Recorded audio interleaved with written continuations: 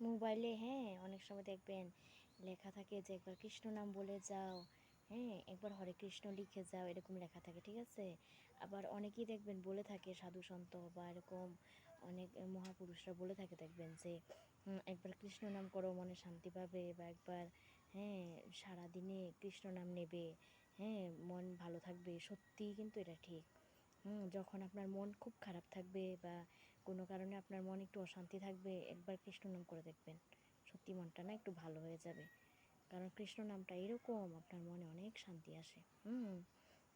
আপনি অন্য কোনো লোকের নাম বা আপনার কোনো পাড়া প্রতিবেশীর নাম হুম সারাদিন জপ না করে, আছে না অনেকে যে ওই লোকের বদনাম করে, কোন বাড়ির বউটা কীরকম এসব নিয়ে বদনাম করে, এরকম না করে কৃষ্ণ নাম নেবেন, মনে অনেক শান্তি পাবেন। মানুষের নামে বদনাম করে কি হবে? লোকের হ্যাঁ বাড়ির বউরার নামে বদনাম করে কি হবে? লোকের বদনাম না করে কৃষ্ণ নাম নেবেন, তাহলে না মনে অনেক শান্তি আসবে।